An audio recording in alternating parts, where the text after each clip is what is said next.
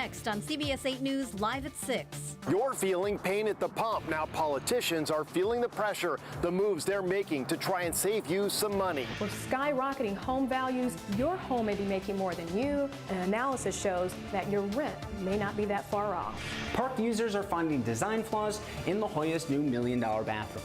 And we meet two San Diego childhood best friends who have rebranded 100 baseball teams. CBS 8 News Live at 6 starts right now.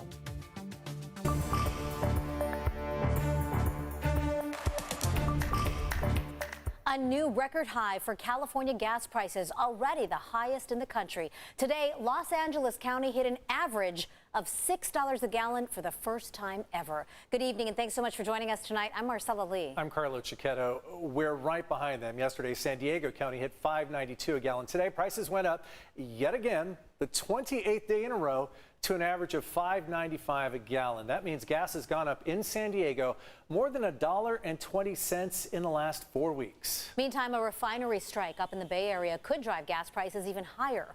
Workers walked off the job overnight, demanding a 5% pay increase. For now, Chevron says operations at the refinery will continue since they already brought in workers to replace striking employees. But experts say gas prices could be impacted if the refinery is forced to shut down. Yeah, no one wants to hear that.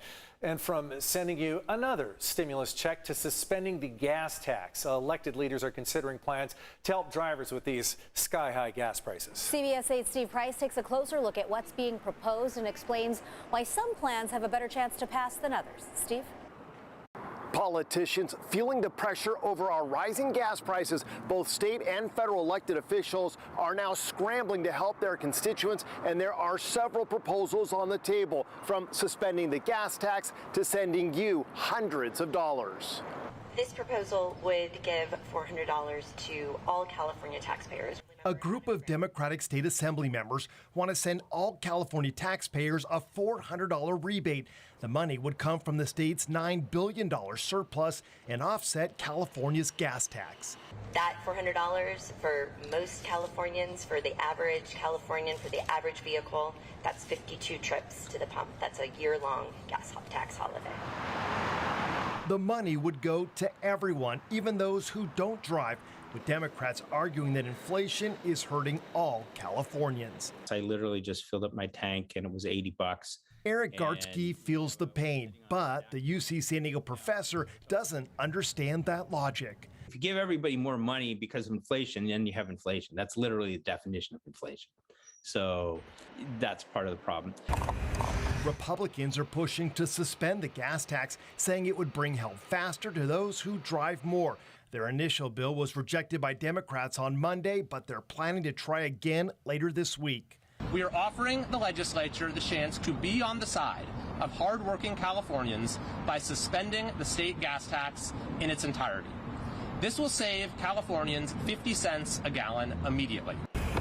In Washington, elected leaders are considering multiple plans, including H.R. 7143, which would send individual taxpayers $100 a month and couples $200 when the national average for gas is over $4 a gallon. Another proposal would tax oil companies that make profits this year that are well above their average.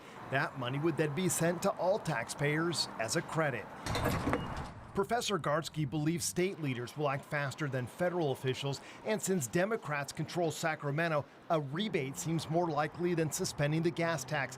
But with prices continuing to go up for drivers, relief is still too far down the road.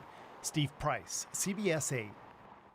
And remember, you can get the latest prices right on your phone. Just text the word gas to 858-571-8888, and we will send you a link to an interactive map that shows you the latest gas prices across the county. San Diego County supervisors have appointed an interim sheriff.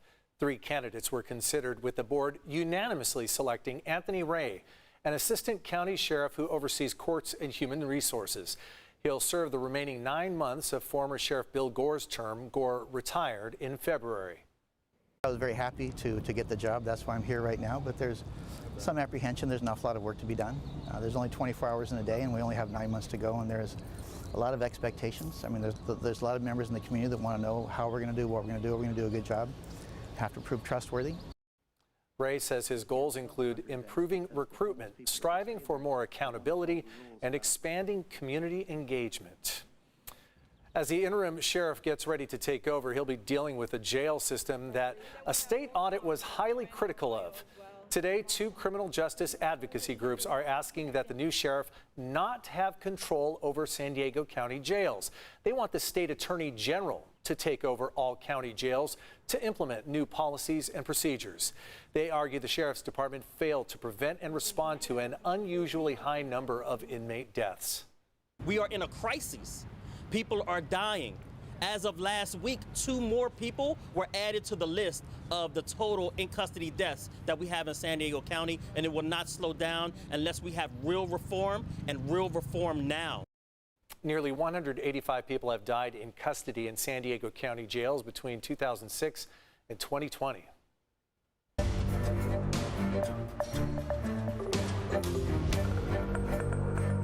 Tonight, the White House is warning there could be significant cyber attacks from Russia targeting American infrastructure. The FBI is calling on business leaders to work with federal law enforcement to prevent cyber attacks. Cybersecurity experts are worried about potential attacks on the U.S. financial sector, power grids, and water systems. We're particularly focused on the destructive cyber threat posed by the Russian intelligence services. We have cyber personnel working closely with the Ukrainians and our other allies abroad. Meantime, the White House says President Biden will impose new sanctions against Russia during his upcoming trip to Europe. In Kyiv tonight, officials say Ukraine's military has retaken a strategically important suburb, preventing Russian troops from surrounding the capital city.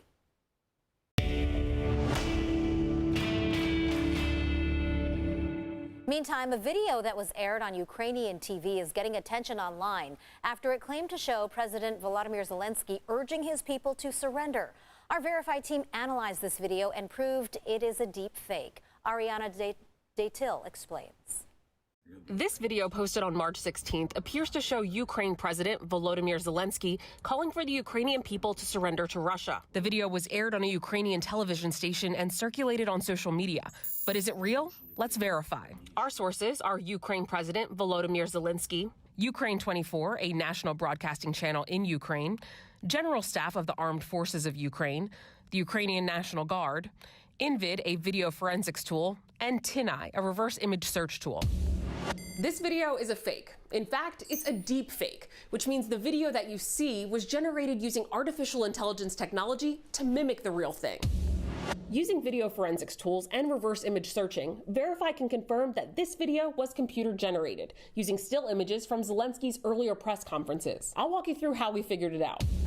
First, let's focus on Zelensky's face. The face we see talking in the deepfake video on the left was generated from this still image taken of Zelensky at a press conference on March 3rd. The mouth on the photo was manipulated to appear as if Zelensky was actually talking. Next, the background.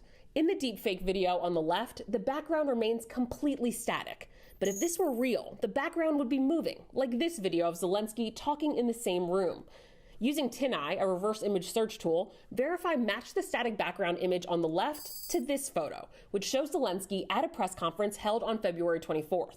Next, Verify analyzed Zelensky's overall stature. In the deepfake video on the left, he appears much taller, with broader shoulders and a different facial structure compared to his appearances at earlier press conferences, standing behind the same podium.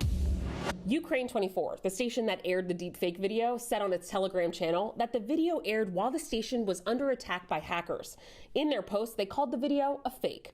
So we can verify, no, this video is not real. It's a deepfake. Ukraine President Volodymyr Zelensky said in a message on his social media pages that the video was, quote, a childish provocation, and Russia should be the one to lay down arms. With your Verify, I'm Ariane Daytil for CBS 8. Thanks, Ariane. Is your water safe to drink? Monday, the state put out a new plan establishing limits on how much of a cancer-causing contaminant is allowed in our drinking water. If it's approved, it will come with a price tag attached to your water bill. CBS 8 political reporter Morgan Reiner breaks it all down. It's Erin Brockovich who first brought hexavalent chromium into the spotlight decades ago when she represented rural Hinckley, California residents and won hundreds of millions from PG&E for contaminating their drinking water. She sold her story to Hollywood. Julia Roberts played her. Hexavalent chromium has long been known to cause cancer when inhaled, and over the past decade and a half, there's been growing evidence also linking it to cancer when ingested. Rachel Becker is CalMatters environmental reporter. On Monday, she broke the news that the State Water Resource Control Board released its initial plan to limit how much is allowed in our drinking water throughout the state. California's tried to regulate hexavalent chromium before. In 2014, it released a drinking water standard that would cap hexavalent chromium at 10 parts per billion in drinking water. That's about 10 drops in an Olympic-sized swimming pool. It's a minute amount. It is substantially more than what California state scientists, though, deem a negligible risk for cancer. This time, Robert Brownwood of the Water Board told me they're prepared. We went back and listened to what the judge said and have done a very thorough evaluation of the cost. But weighing cost versus health risk is not an easy task. Honestly, it keeps me up at night. So how much will it cost you? Customers could see price increases as high as $44 to $167 on their bills every month, assuming that the water systems will install treatment. And the largest providers could see monthly increases between 75 cents and $45 a month.